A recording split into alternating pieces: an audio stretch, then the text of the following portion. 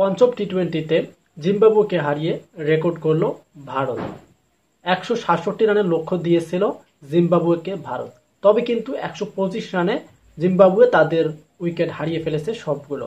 এদিকে কিন্তু যে পঞ্চম তাদের যে টি-20 সিরিজটা হলো, সেখানে টিম ইন্ডিয়া তারা কিন্তু 4টা ম্যাচ জিতছে এবং একটা ম্যাচ শুধু জিম্বাবুয়ে জিতছে। তবে টি-20 বলেন, ওডিআই বলেন, টেস্ট বলেন, সব দিক দিয়ে সেরা হচ্ছে টিম ইন্ডিয়া, এটা আপনাদেরকে মানতে হবে। কারণ তাদের পারফরমেন্সটি, ব্যাটিং লাইন এবং যে বোলিং লাইন, সেটা কিন্তু অসাধারণ। যদিও টিমটার মধ্যে জুনিয়ররা খেলতেছে, সিনিয়র প্লেয়ার কিন্তু কেউ নেই। আপনারা একটা বিষয় খেয়াল করবেন, বর্তমান যে ভারতের টিমটা রয়েছে, এটা কিন্তু এই যে আইপিএল যে হলো, আইপিএলে যে প্লেয়ারগুলো খেলেছিল প্রত্যেকটা টিমে, সেখান থেকে বাছাই করে কিন্তু এটা টিম গড়া হয়েছে।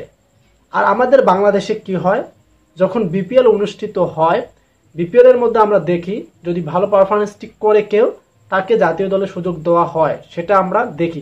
কিন্তু যদি একটু খারাপ ফর্ম দেখায়, তাকে আর খুঁজে পাওয়া যায় না। সে যে কিভাবে হারিয়ে যায়, তাকে বিপিএল তো দূরের কথা, জাতীয় দল তো দূরের কথা, সামান্য লিগগুলোতেও খুঁজে পাওয়া যায় না। আর এদিকে টিম ইন্ডিয়া কিভাবে প্লেয়ার তৈরি করতেছে, সেটা আপনারা কিন্তু দেখতে পারতেছেন।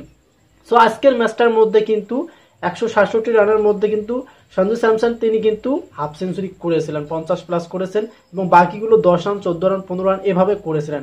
করার পরও কিন্তু জিম্বাবুয়ে এই ম্যাচটা জিততে পারলো না। তারা কিন্তু 125 রানে তাদের 10 উইকেট হারিয়ে ফেলছে। সো আমাদের বিষয় হচ্ছে, টিম ইন্ডিয়া কিছুদিন আগে টি-20 বিশ্বকাপটা জয় পেল এবং তাদের যে জুনিয়র প্লেয়ারগুলো তারা যেভাবে খেলতেছে, এরা কিন্তু আরো ভালো দূর এগিয়ে যাবে। যদিও আমাদের বাংলাদেশের প্লেয়ারগুলোও আছে, তারপরে কিন্তু এরা কিন্তু ব্যাটিং লাইন দিয়ে সেরা, বোলিং লাইন দিয়েও সেরা। কারণ তাদের যে প্ল্যানিং, তাদের যে কোচ, সব দিক দিকে পারফেক্টলি। আর আমাদের বাংলাদেশের মধ্যে হাতুড়ি কাকাকে রাখা হয়েছে, আরো যে বাকি কোচগুলো আছে তারা তো কি সলিউশন দেয় তারা নিজেই জানে। আমাদের বাংলাদেশের মধ্যে এরকম ব্যাটার কবে হবে? আমাদেরও তো একটা ইচ্ছা থাকে যে টি-20 বিশ্বকাপের ভালো ভালো পর্যায়ে খেলা, ওডিআই বিশ্বকাপের ভালো ভালো পর্যায়ে খেলা, এবং স্বপ্ন থাকে, স্বপ্ন থেকেই যাবে। কারণ ওই যে মায়ের দোয়া ক্রিকেট নাম দেওয়া হয়েছে, এটাই থাকবে।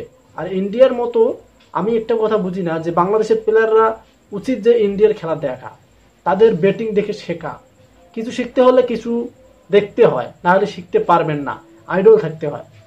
সো আপডেটটি এখানেই শেষ করতে চাই, ভিডিওটি এখানেই শেষ করতে চাই। আপনাদের কাছে কেমন লাগলো? যারা ক্রিকেট ভিডিও পছন্দ করেন তারা আমাদের চ্যানেলটি সাবস্ক্রাইব করে রাখতে পারেন। ধন্যবাদ।